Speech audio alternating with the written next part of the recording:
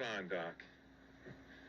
Now, look, Paddock has always been a quiet little town, except for a couple of fights now and then, and a couple of bikers making noise, right, Sam? Yeah, boss. Now, let's all respect Maria's desire discreetly, and let's not talk about this anymore.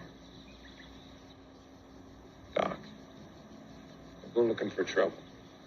You just sew her up and put her in the ground, okay?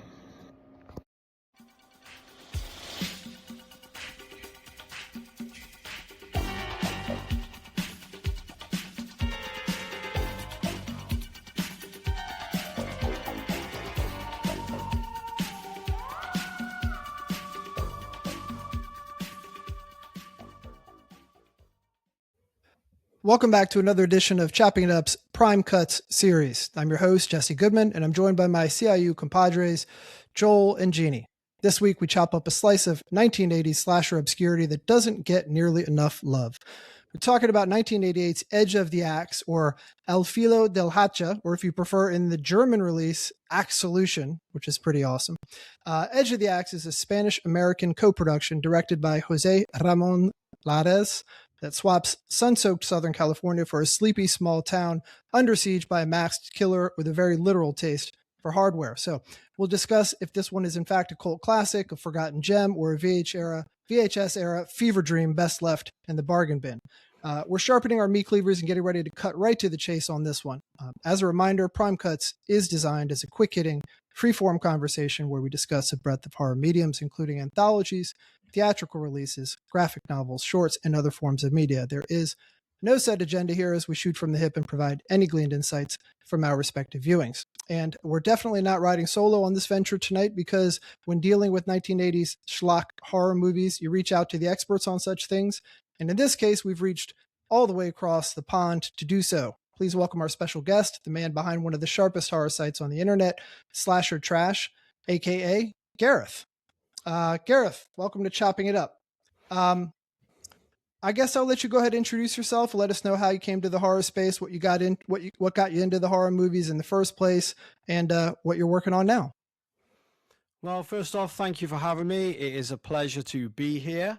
2017, it's been almost 10 years. I just started the Slasher Trash page on Facebook because obviously I've always been into horror and stuff, but I've always veered more towards slashers. And I decided about sort of 10 years ago, I was like, I want to watch every single slasher, the 70s, the 80s. I want to really like do a deep dive and catch every single one that came out, especially in the 70s and 80s. And if I make that before I die, then I can maybe go, later decades or ones previous or whatever, 70s and 80s. So I developed this Facebook page for everyone to sort of follow me on the journey. And then it kind of just sort of became a real hub for like discussion on slasher films and stuff. And then the page grew and it's like now, I think some like 203,000 followers on Facebook. And it turns out that there's quite a lot of people out there who love these trashy slashers as well. So it was going great guns. And then Creative EC got in touch with me. They're the makers of the In Search of Darkness documentary series and The Thing Expanded. And they said, we love what you do. We'd love to make a documentary on like these more obscure slashers. Sort of everyone knows Scream, Halloween, Friday the 13th, the big franchises. Let's do one where we focus more on the standalone slashers and the ones that are slightly more obscure. So obviously I was like, that's a documentary I'd pay to see anyway. So I just happened to be involved in it. So happy days. That's perfect. And Gareth and I were chatting before we started recording, and the slasher stuff is right up my alley. Joel and Jeannie know this. We went, it was about almost a year ago. I was set to have surgery, and so I was going to be out for a bit, and I decided we would run a bunch of recordings back to back one day and get everything in the can so we could release stuff incrementally when I was going to be out. And stupidly, they just left me up to my own devices. So I chose every Slasher Trash vehicle I could think of, and we did like 4 or 5 recordings all day long. I mean, we're talking, let me think. The Dutch one? Slugs. We did Slugs. Amsterdammed. Yeah. I loved that one. I really did. Night Killer. Night Killer. Are you familiar with that one, Garrett? Okay. That's a great one. With the Freddy Krueger weird hand claw glove type things. Like that one just freaks me out. Yeah, and Humanoids from the Deep. That was that's another. Oh good yeah, one. that If you was haven't- right. weird. One. classic. Yeah, so those were all. And you know what? It's funny that I just mentioned that because we have a crossover cast from Slugs to Edge of the Axe. Oh, really? Which do you guys know who it is? Can you recall? I do because you told me. I But spoiled No. it for Joel. So Rita, the town prostitute / hairstylist, Oh, was one of the wives in Slugs. She's chopping up the salad, and she chops up one of the slugs in the head of lettuce, which seems apropos for at least America. We're having a lettuce I have a lettuce problem here. a lettuce diarrhea parasite problem right now in the States, which seems apt. Weird way to enter the apocalypse. I didn't think that was going to happen. I didn't have Yeah. that on the bingo card, but oh yeah, no, this kind of stuff, and that's what interested me first. I was also talking with Gareth. You know, this was probably in May. One of the actors in Edge of the Axe, Jack Taylor, passed away. I think it was May, right? Only a few months ago. Not long ago, yeah. Not long ago. Yeah. And Gareth posted on it, and I was like, oh man, that sucks. You know, and I obviously remembered from Edge of the Axe. And so we connected that way. And I thought, man, let's bring him on because he's obviously right in line with our yes. interests here. Yeah. So good. So where are you? So I think you've completed the documentary, correct? We're very close. We You're very have close. a few interviews left to do, but we have already started like the editing process, and we've got Okay. a composer on board. So we're sort of hoping to have it released sometime around November. Oh, wow. I think the digital download version may come first, and then the physical copies. But Okay. we're going to do a final pre-sale in October for Halloween, because Halloween tends to be the slasher month. I know it encompasses all of horror, but Right. yeah, so we do a final pre-sale in October. But yeah, we're very, very close. There's just a few bits of fine-tuning here and there. And what are some of the top obscure slashers? I know it seems like an oxymoron, but the biggest, smallest ones, the ones that you had to dig deep for that you cover on there. Well, we're not allowed to give away the official list. Oh just no. yet, Okay, but I got you. Oh. however, there's a few foreign ones that may not have been, I say, heard of, or certainly not covered in any sort of major length. And we've got a few Indian creators and filmmakers to Okay. talk about. Yeah. Oh, really? So, Okay. yeah, and we cover a few of the obviously shot and video ones as well. But to be honest, we still, because we're in the editing, we still actually do have to finalize. We have to know like which bits we're going to keep in. So I couldn't actually say to you yet for sure which films are going to make it or not, because there might be some that might end up on the cutting room floor and just be extras on the Blu-ray, because we're trying to aim for 4.5 hours. And obviously, Jesse, you'll know just how many slashers there are out there. It's like, well, how long do you dedicate to each slasher? If each slasher gets a couple of minutes, Yeah. you're going to run out of time. So that'll be up to Michael Gingold, our writer-director. But yes, eventually we will release the finalized list. But let's just say there should be a few surprises. I'm super psyched to check that out. What we should do is we should have you circle back once it's released, jump on, and then we can get the full rundown from your view. When I saw the length, I think I was reading one of your posts on its in excess of 4 hours. My first instinct was, I don't know if that's long enough to cover everything. Well, no, that's the thing. It's not. So there will be, some choices that have to be made. And I guess maybe when there are some of the sort of more obscure ones that really don't offer that much to the subgenre, or to history or evolution or whatever, then, those are the ones that probably won't get covered on. So we're trying our very best to highlight the ones that really do either make a difference or stand out for cultural reasons or whatever. But yeah, it's going to be hard. And I said the same as you. It's like, can we not just make it 8 hours, 9 hours, 10 hours? Yeah. Multi-DVD collection. Without the whole, right. All physical media, we should bring it back. Oh, go ahead. Go ahead. No, go ahead. I was just going to say the subgenre of slashers and the origin thereof was like, these are small budget indie flicks, for lack of a better term. That's really what they are functionally. And we talked about how these sort of periphery actors who may have only had 2 or 3 movies or not even, or might have had a background in commercials, which is the case with Edge of the Axe. Several of the actors there just basically were character actors or commercial guys.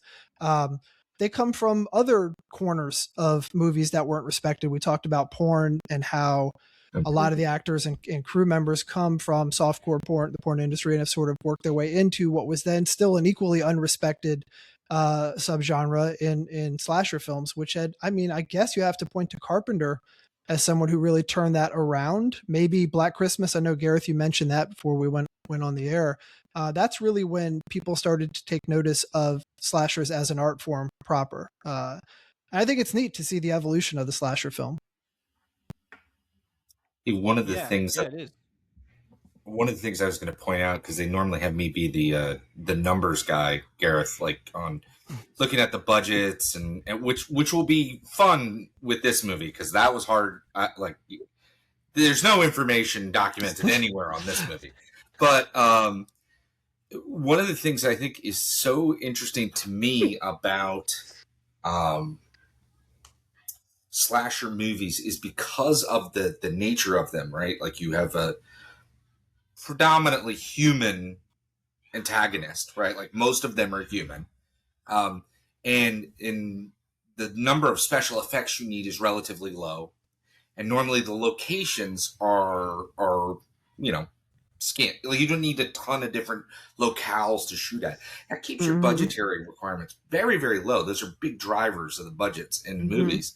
And so because of that, you just have so many people taking a swing at the subgenre. And it's produced some really great stuff. I mean, like, obviously we were talking about Halloween on the way in. Like, it's one of my favorite movies of all time, right? And you could go on with like all these other niche ones, but do you guys get into that with your documentary? Like, what is it about the subgenre that drives this proliferation? Yeah, it's definitely something we want to touch upon. Like, even though we will have like the different sort of categories within the subgenre, like summer camp slashers and suburban slashers and character study slashers and so on. Yeah, absolutely. It's very important to touch upon how. Because obviously we made a conscious decision from the beginning, we're not just going to bang on about Halloween and Friday the 13th, because everyone knows everything from those films anyway, or all the big fans do. But obviously you can't make a slasher documentary without touching upon them and referencing them as like a jumping off point. So like you guys said, like the way Black Christmas came along and then Halloween came on from Black Christmas and almost like solidified the template of the slasher film, and then Friday the 13th went, Sean S. Cunningham was like, we can do that. Tell you what, let's make it more gory, and they're going to love that even more. And then before you know it, then everybody's ripping off Friday the 13th, which kind of ripped off Halloween.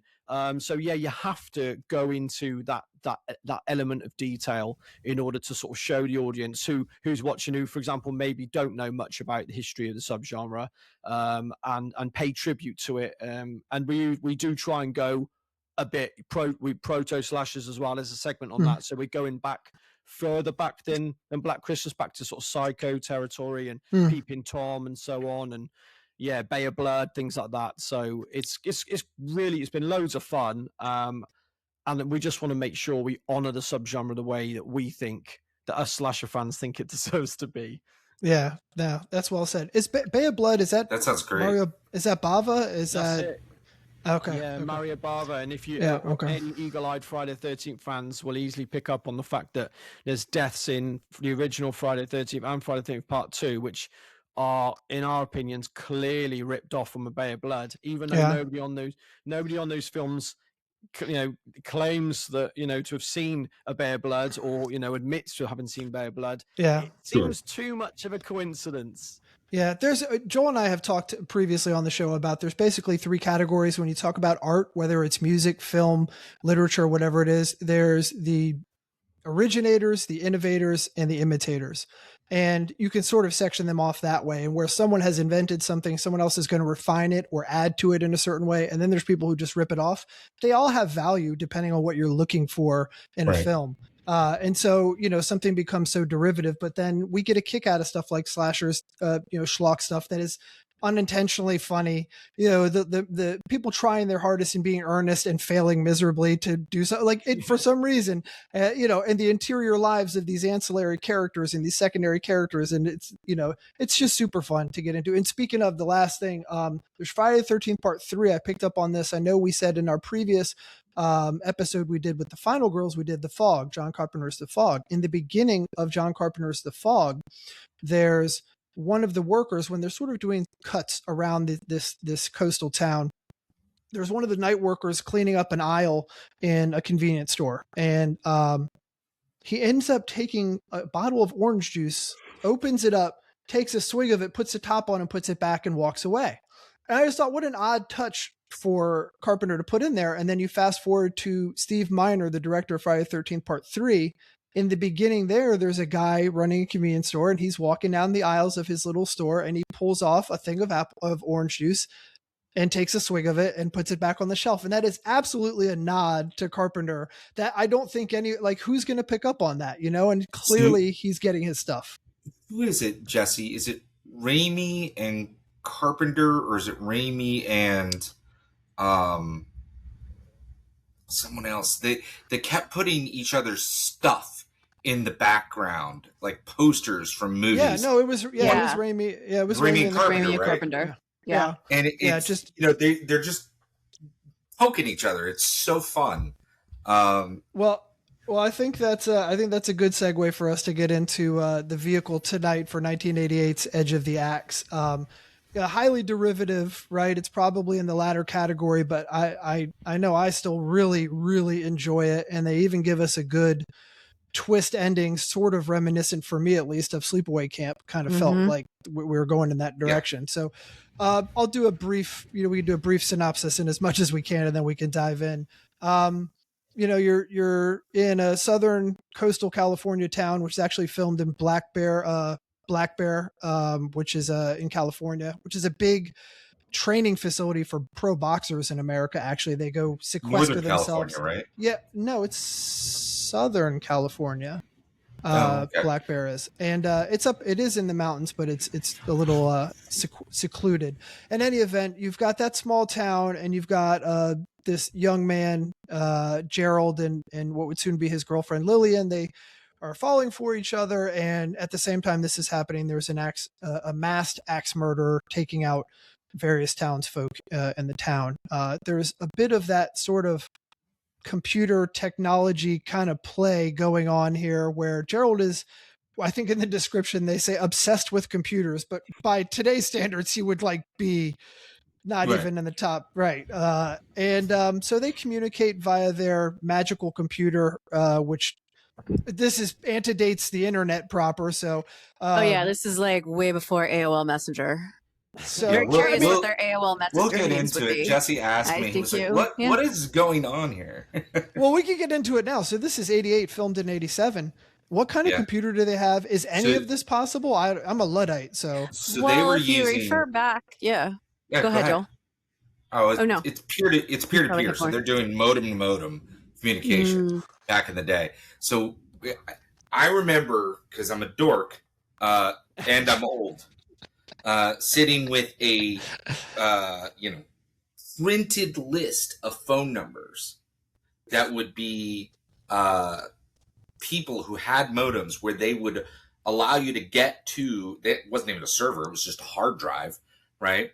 And you could download games and things, and they were called bulletin boards, right? And so you'd go to the bulletin boards and you can go there, but you could do the same thing with your friend, and you would just connect to them, and basically you could chat back and forth a little bit, but it was not a whole lot you could do with it at the time.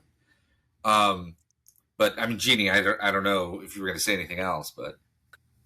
No, I was just going to say, definitely before that, we saw that in John Hughes' Pretty in Pink. Between Andy and Andrew McCarthy's character, they're in the library and they're typing to each other.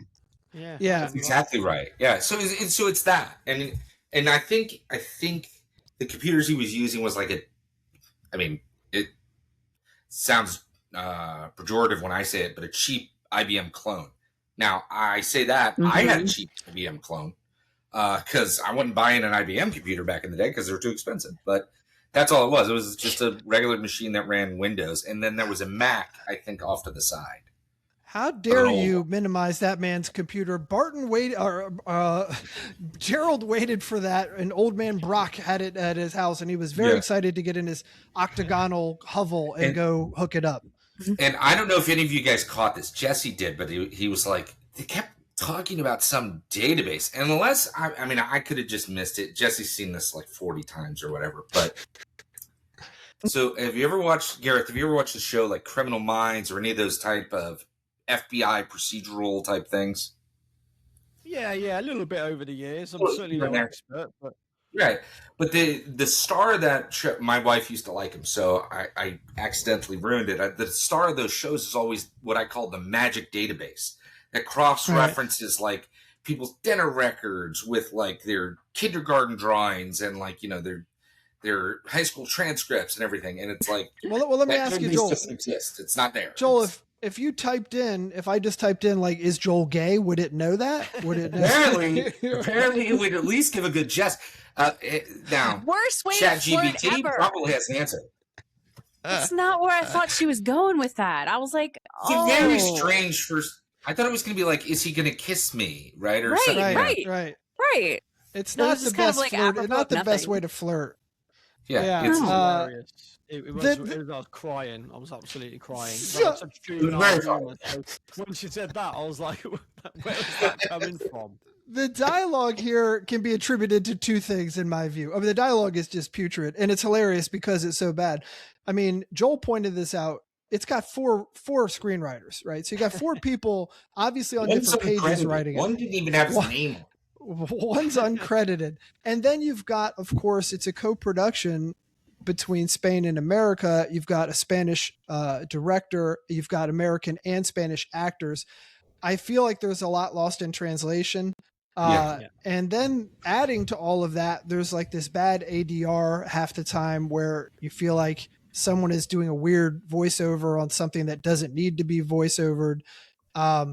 And then the weirdest line to me was when they're in the same room and Gerald's helping Lillian get on his computer, and before she asks if it's gay, and he's like, "Hey, do you want something to drink?" Which seems perfectly normal. And she's like, "Yeah, I'll have a Coca-Cola." A lot of weird product placement in this movie too, oddly enough. I think they were trying to make it seem American. Yeah. The set design is like America, like yes. Yeah. Are they in America? Are they trying to make us think they're in America? Poster Platoon up and like Coca-Cola, Cheerios. There's a lot of stuff, and I think the interiors were all filmed in Madrid, and the exteriors were in Big Bear Lake in California. So they really, like you said, Gareth, they're just like slapping stuff on the walls, which you'll see through a lot of these kinds of slasher movies that are co-produced, which we did a lot of them that were like Italian American, Spanish American, wherever, some in the Netherlands with American actors. Anyway, he walks to get the Coca-Cola, and she stops him and yells from the other room, "Is it cold Coke?" And I'm like, it's like, what kind of question? That's a fair question. Boiling hot Coke. Going to the refrigerator. Yeah, he's not throwing Coke in the microwave. Like it's going to be in the fridge. No, but I didn't think that she knew he was going to the refrigerator to get it. Like I would actually ask that question. Like, don't give me a fucking warm Coke. Like for all she knew, he could be going to the kitchen to get like one from a 6-pack that he's storing on his cabinet. So they've got the budding romance going on. At the same time, we have this masked killer, which I think we could talk a little bit about the design of the mask, which is sort of like a hybrid of Voorhees and Michael Myers in a way, right? Yeah. It was definitely giving Halloween vibes, right? It's wicked. The practical effects weren't awful, provided the scant budget that we presume they had without confirmation. I mean, you actually get to see a lot of the trickery that comes from Hitchcock, especially in Psycho, where you don't actually see the stabbing, the impact of the knife. Dude, you're getting hit with like 4, 5, 6, 7, 8 hits with an axe to the body. I'm like, well, this is great. Fingers getting chopped off, the whole deal. Yeah. So some of the reviews I got, or I was able to find, right, like actual reviews from papers after the fact, because this was direct to video release. but said things like, "Oh, it was really gory" and blah blah blah, which was very reminiscent of like Texas Chainsaw, where there really isn't a lot of gore in that movie. There's a lot of atmospheric, scary, creepy things, but you don't see that much gore. There wasn't that much gore in this movie either. It just, with the swings and then the splatter, you feel like there's something. Well, you're not seeing guts or brains exposed. They probably just couldn't put that together. I was trying to remember who the practical effects guy was. A lot of the crew, you just had nothing else. I know. Well, we had a couple of names on the crew. The editor, Barry Bilar, did Freddy's Dead: The Final Nightmare in 1991, so he's somebody. The makeup department guy, it's Colin Arthur. That's who it was. Okay. Is that who you're thinking of? The makeup guy. He worked on Conan the Barbarian. He worked on Conan the Barbarian, and he did the Neverending Story. Well, so what's funny is there's at least two people that came from Conan the Barbarian. So there's the guy you're talking about, which I didn't find him, but the guy I found was was the cinematographer who's okay. I'm going to butcher this person's name. So Tote, I guess, Tote. I don't know. Tranis. He was the cinematographer, and he worked. I think he was like the assistant cinematographer for Conan. Okay, yeah. I mean, it's a competent. That's the thing about this. Yeah. I think Gareth would probably agree. There's a base level of competence you have to have in order to pull off the slasher trash kind of vibe. If you don't have that, it can't even be entertaining in a good, bad way. It has to have that basic level of everyone knows what they're doing well enough to pull this off. And this definitely does. I mean, the director, I think he did Vampires was what he's better known for, and a couple other smaller films. Yes. But, I think the casting, while a lot of the actors didn't go anywhere, didn't do much outside of this, they're inhabiting their roles well enough. I'm into the town. I'm into what's unfolding. The whole thing seems to be, at least for me, I'm interested in where it's going, especially when we start building to Gerald potentially being the killer himself. And the idea that the backstory of Lillian having this childhood trauma of pushing her cousin off of a swing set, which fractures his skull and he's got to have surgery. Right. And she just had this violent impulse that she went off her medication, but she's all better now. And that sets us up about a third of the way, halfway through the movie. And then we start trying to play around with it's a whodunit, which is very much, you talk about being derivative. This is very much in the Giallo style of, sort of part cop procedural, part slasher, which again is Amsterdam, like we talked about. It's a lot of these where you don't know who the killer is. They're going to give you that twist. Started in Italy in the 60s, and then the subgenre, fanned out to Spain and the Netherlands and across Europe. And it's a great way to do it. It's a great way to do it to keep you interested to the last, the third act there. What did you guys make of the third act and how we come out with who actually did it and how they get there? Did you guys follow that? Did you have questions? I have a lot of theories on what the hell happened in the last 15 minutes of the movie. I'll let somebody else go first because I want to hear what other people Jeannie, thought. Jeannie. I want to hear Gareth. Go ahead. Well, I would tell you this: the thing I do always say about myself is, even though I'm a so-called expert, when it comes to watching whodunits for the very first time, and the first time I saw Edge of the Axis, maybe like 10 years ago, I often fail to guess correctly because if it's say obvious, then I'll go, yeah, well, they're making it obvious, so it's obviously not going to be that person. But then you then go back and go, yeah, but is it just obvious because they're incompetent? And it is going to be like, so I flip-flop back and forth, and I always narrow it down to 2 or 3, which I think anybody can do, but I always get it wrong. And I got it wrong. I didn't think, yeah. It's like, I thought because his best mate disappears for a while, Richard, it had to be. This is Richard, yeah. I just thought it just had to be him, and the way he would sometimes show little hints of aggression, the way he was talking about his wife and stuff like. And well, he flat out talks about because he's an exterminator. He's like, yeah, one day I'll exterminate her, and he's like, wouldn't that be? They have a good laugh at that, murdering the wife. right? Yeah. Yeah, and it's like, is that their way? Is that their attempt to like classic foreshadowing sort of thing? And it was just like, I was like, I don't know. But yeah, so I got it wrong. So for me, it was a real great twist. I was like, oh, wicked, love it. So yeah, I didn't get it. That's funny. So Yeah. Well, you go wanted ahead, Jeannie to go. Yeah. Jeannie was So texting me I the whole watched it time. today. I watched it today, and I was like texting Jesse the whole time, and I'm like, oh my god, Gerald's Charlie. And I was like, wait, like, don't tell me, like, I'm not done yet. Because I was like, oh, things are starting to line up. And then she's like, what's the scar on the back of your neck for? Right.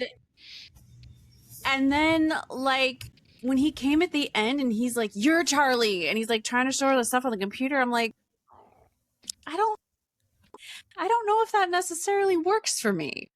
It doesn't make any sense. No, it makes sense that he would be Charlie. Yeah, that's what I thought. Yeah. He's gaslighting her big time. It felt that way, and it felt like he was so intently pushing this narrative onto her that you were like, yes, well, it's obviously going to be him, and then they put it right under us, you know. So it's like, again, it's like, yeah, is that a conscious decision from the director and the actor to say, you've got to overplay this, you've got to make yourself seem like so? Because why is it he's also being really mean to her as well, like the way he's like accusing her. He's grabbing. Yes. It's like, are you gonna help her? Are you gonna smash her to death? Like like all the things were lining up for it to be him, except for the creepy fact that he's like now like wants to fuck his cousin. That's right. Yeah. But that's not a very Northern California thing. That's very much like North Carolina. So we're getting confused. That's very south. Yeah, it's Southern America. Yeah. That's not. That's very Southern America. Like that was the only kind of weird part where I was like, but then he's coming back and he's trying to like woo her and stuff.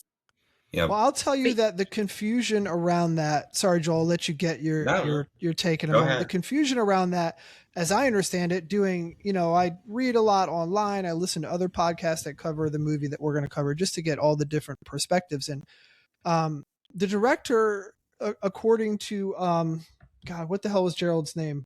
Barton.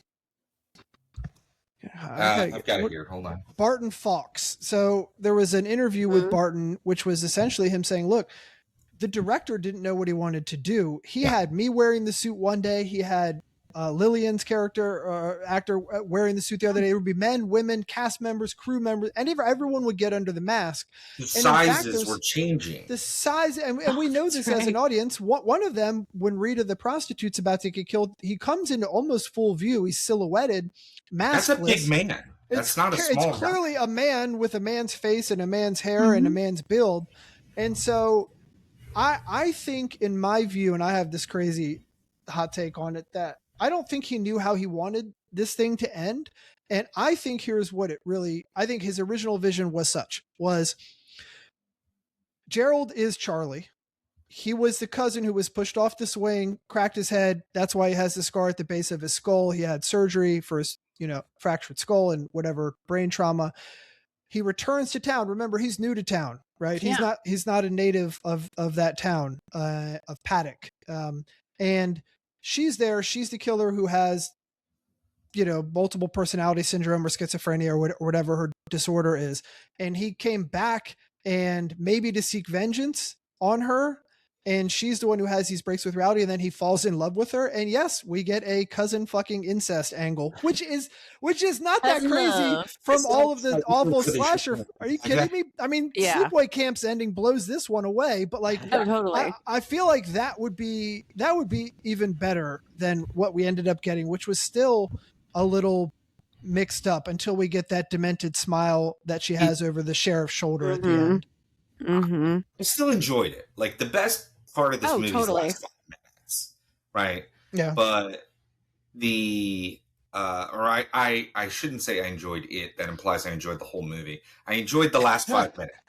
But the way I was looking at it was, okay, he's Charlie, he's the killer, right? Because I think the movie is telling us most of the time, like, the director's intent seems to be he's the killer, right? Yeah. Not like they're gonna swap it out on, like, I really believe, like, the movie is saying he's the killer, and then you get to the end and he changes his mind, What I think would have made more sense, like a different ending, although I liked what you just said, Jess, which I hadn't thought of, would have been if he, when the police start pulling up, if, what's his name? The actor who's playing Gerald goes and says, "Oh, she's the killer," blah, blah, blah. And then she gets gunned down and he gets to live and kill again, right? That type of thing. Because that would be a traditional setup, right? Like for a sequel and all of those things. The way we did it, I'm like, is she the killer, or did he just gaslight her into now becoming a killer? So we're more like Silent Night, Deadly Night 2, right? Yeah. Like Yes. Yeah. I mean, I think a lot of the tone is uneven, and the pacing's obviously uneven, and that's a fault for the director. But like the opening credits, the title sequence, we've got like comedic sitcom music playing. Like you know what I mean? They're driving around, a lot of driving around town scenes. It's like a really funny juxtaposition of this awful axe wielding murderer hacking people and chopping pigs' heads off and stuff, and also like do. It's like a buddy sitcom with Gerald and Richard trying to bag chicks at the they're hijinks, you know? right? Yeah. Trying to play with Maria's titas. Her bodacious her bodacious tatas. Your bodacious tatas. Yes, but in the song it was a tita. A tita.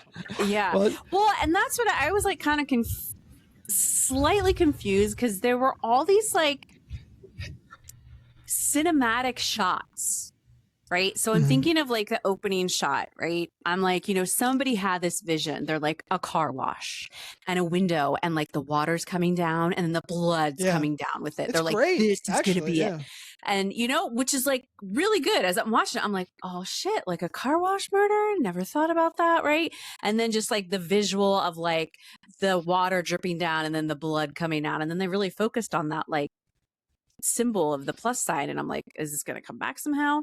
Right? So they have like this really cinematic. And then there were certain. Because it was. That's because what, Joel? That's a Red Cross, so it's like a blood donation thing. I really do think that's no. So she's a nurse. Like she was outfitted in a nurse's outfit. Oh, okay. I thought they were doing some Red Cross thing. No, and they focused on that because, as it turns out, we find out later via the computer, which we can really get into computer stuff. Right. Yeah, she's hitting up all of the healthcare workers that dealt with her during her recovery, and the other people she's killing are people who try to be romantically involved with her father, so that she's jealous of them for whatever reason. Yeah. So you have like that scene, and then there's like two specific parts in the movie where the camera work, you're just like, what? The first one is when they're doing they're in the church practicing, and it like really narrows in on the eyes of, that guy, Christopher. That's Jack Taylor. That's Christopher Kaplan, baby. Yeah. R.I.P. Yeah. And so they really zoom in on those eyes, and you're like, what am I supposed to be getting from this? Like, what are you trying to tell us, right? He's a lecherous guy who ends up banging Laura, the older wife of Richard. Yeah. And then the second one is at the funeral for, who is it, Anna Bixby? And they all of a sudden they get these weird fisheye views of everybody. And you're like, again, what is this supposed to mean? It's like a Jane's Addiction video. Yes. It was like these like really like, this is what I have strange this artistic vision choice of this, like, I need these scenes in here. And then as I was texting Jesse, like the number of times where they just like did the view of them driving like out the window, like did they have to extend the runtime? Like, all right, you're in Northern California, I'm expecting something to happen. You're just driving down the road. In fact, they had to cut time out of the movie, because they had to cut scenes out because Gareth, they were going to give it, and there's a certain rating in the UK or a designation, a category. What's it called, Gareth? It's going to escape me. The BFC, the what you mean, the actual, like, it'll be 15, what's it? 18. No, it's a phrase of like naughty something or other, or the something. Nasty. Yes, it's a video nasty. They were going to get that designation. They wanted to avoid it. They actually cut some scenes out of it. Wait, so it's video nasty is a video nasty. It was like the banned list here, declaration, right? Yeah, Is it that what was a BBFC. It was like a recordings act from like 1984, where basically videos had to have certification, basically to, you know, age 15, you can't rent it unless you're 15, 18, and so on. And there was a bunch of films that basically were just deemed way too gory, and they landed on this. Oh, I love it. list.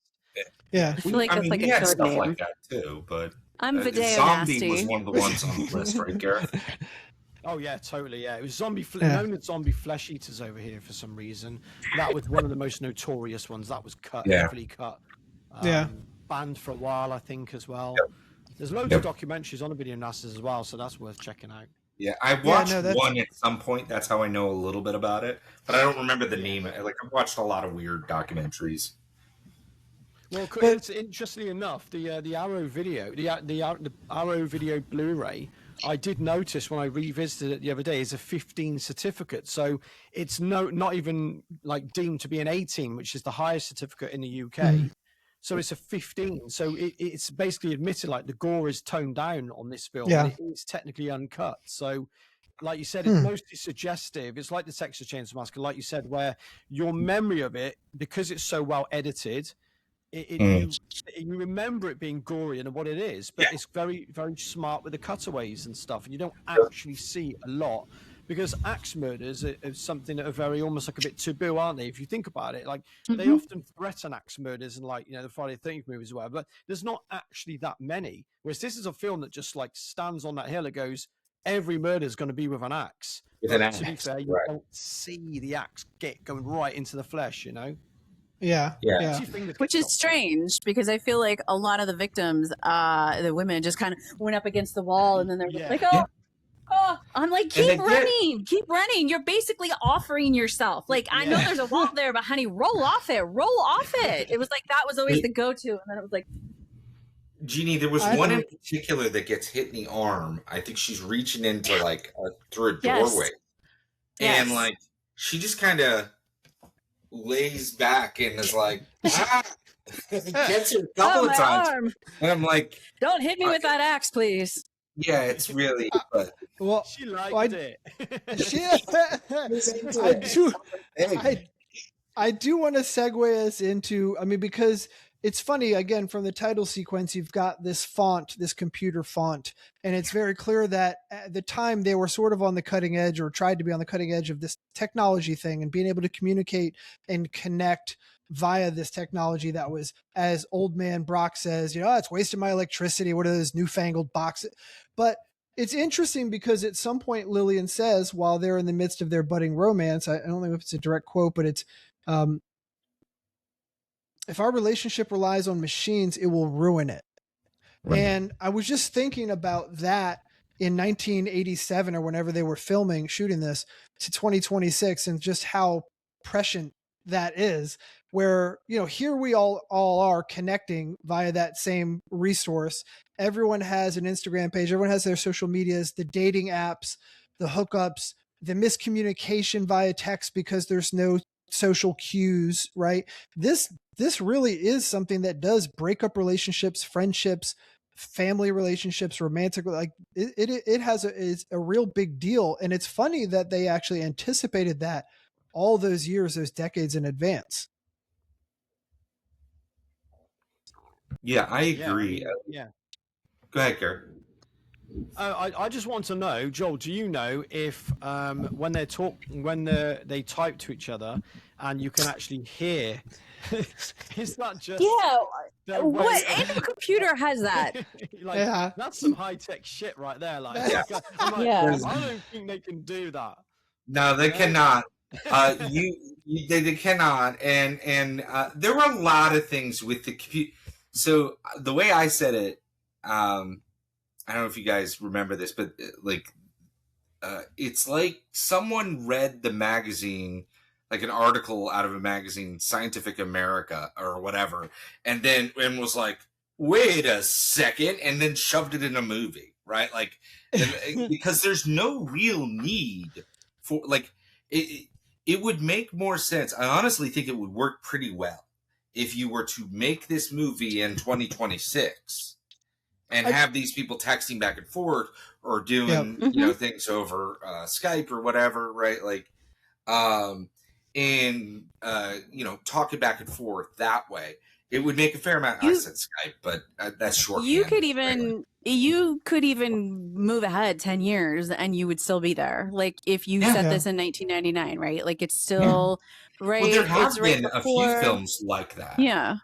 Even it's right before everything goes. And so like people are still most talking via like the chat clients and stuff, ICQ and all that. They haven't necessarily, and nobody's really migrated over to like pure texting. So you could do it even 10 years later. And I think that might actually be better than having, if you were going to have a reboot of this, rather than having it in 2026, maybe the better thing, like Jeannie's saying, is it's in like 1999, where this stuff isn't perfect yet. And so there might be a database that you can look up who has committed a crime in the paddock, California. But it has a lot of. I would be able to find that shit out. Like Jeannie would stalk you online back then with whatever tools she had.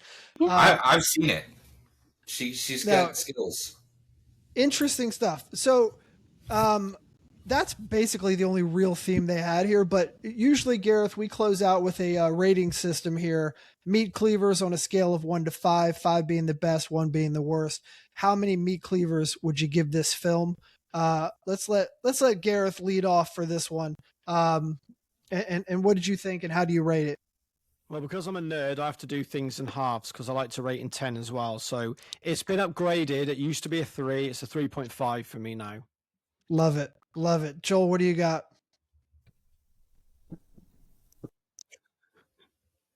Hey, one of my favorite podcasts is this podcast.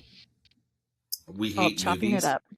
Yeah, and they on We Hate Movies, they review stuff, and they talk about how there are movies that are seeing is believing, right? And you have to see them just because they're fascinating. This is that for me. This is like a 2.5 for me because it is just so odd. It's wonderfully odd, right? Jeannie, what do you got? Yeah, I'm gonna go with a 2.9. I definitely liked aspects of it. I felt a little bit, and this is always my thing. I hate, committing to a score because I'm like, what am I rating it on? Like campiness, like, that kind of shit. Cause yes, bring it on. Or like actual, like, oh, the fear. But I think there was just some kind of stuff that was like all over that I wish it had those like some of those artistic shots. And then you're like thrown right back into like, wait, what is happening? So yeah, it's a 2.9. I also liked that it was shot in like Northern California. It looked very Northern California. Yeah. I'm with you on that. I think there was a lot of like, they were developing these like subplots with Richard's elderly wife and her going bankrupt. Elderly. I know she's like 10 years younger than I am, but yeah, she's elderly. She's probably our age. She's definitely. She looked like Mrs. Roper from Three's Company. But see how old she was in this movie. But like, I don't need to see her sit down with her banker that she's going bankrupt and then go pick up Jack Taylor at the bar and get hammered drunk. Like, it just seemed weird. But for me, I think the weak point, I thought the first half hour, the opening scene in the car wash, the first half hour is like legitimately very good.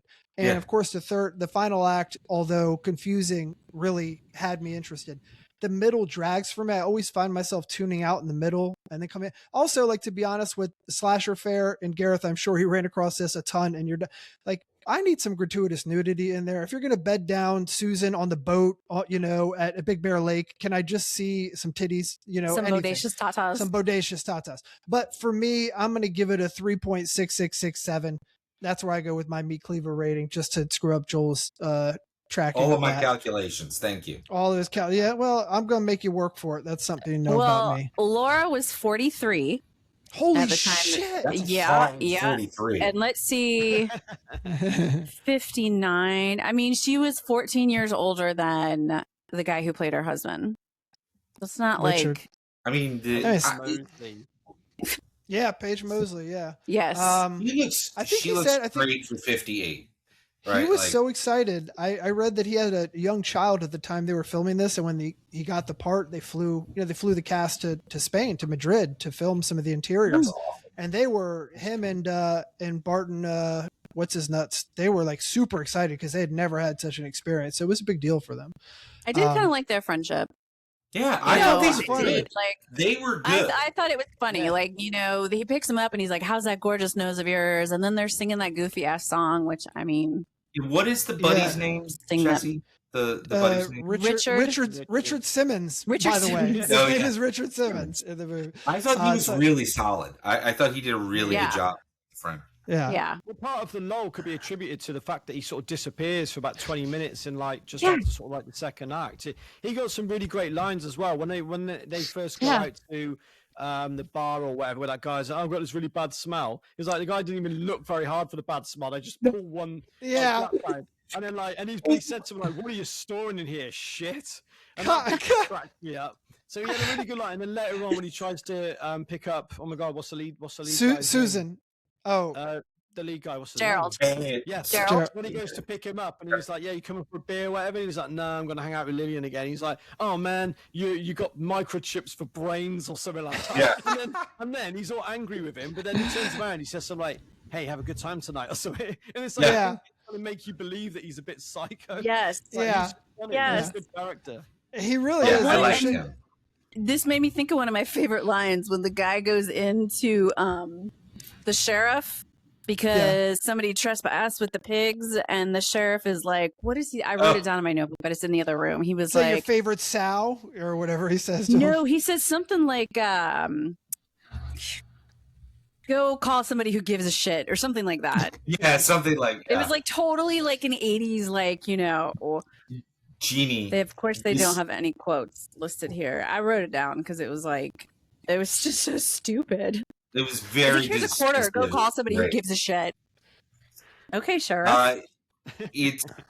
This movie also Just gonna has one of my kill favorite him. tropes, where it's completely incompetent police.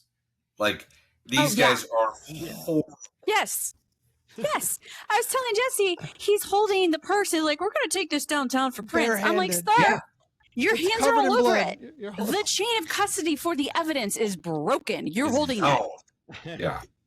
You know, he Yeah, was, and he was, And he, the sheriff's only interested in like covering it all up, sort of thing as well. Yeah. Like, Yes. he's not interested in actually solving the murders. He's just saying, "We don't want to tell anyone, yeah. Don't tell anyone. Don't Yeah. tell anyone. We don't need a bad press. Just bury the body and let's just get on with our lives." It's the Jaws- Yeah. My report it's- right now. yeah. It's the What? Jaws mayor. It's the Jaws mayor all over. Beaches are gonna be open on 4th of July. God damn it, So Yeah. all right, let me I'm hearing take us home, Paddock. guys. Let me get us out of here. Thanks once again for joining us. We do hope you have enjoyed the discussion, and special thanks to our host Gareth of Slasher Trash. Great discussion, and it was a pleasure to have you on. Let's keep your eyes peeled because CIU Crew has several items on the burner. We will be chopping up a full-length episode coming soon where we compare Kevin Bacon classic Tremors and the 1980 flick Blood Beach to close out our summer craze, as well as a deep dive on the smash hit that everyone's been talking about, Curry Barker's captivating new horror film Obsession. So it should be a whole lot of fun. Please join us next time on Chopping It Up. Ooh, she's coming this way. Bodacious tacos. You're the night here in this town. Something weird took place. They say that a woman died. No one knows why. Everybody is suspecting. Anybody could have been. Said, "Hey, you, where were you yesterday?" I said, "Hey, you, where were you yesterday?" Having him in front of you, you know what is the crying, praying for your mercy, but it's no good. Everybody is suspecting. Anybody could have been. Said, "Hey, you, where were you yesterday?" I said, "Hey, you, where were you yesterday?" I called, "Hey, you, where were you yesterday?" Hey, you, where were you yesterday? I said, "Hey, you, where were you yesterday?"